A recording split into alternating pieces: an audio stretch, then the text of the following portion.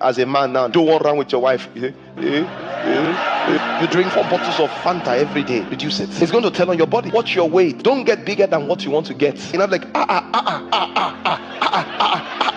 what is Are you not the one eating? The reason why I'm saying so is that so that you don't become a prayer point.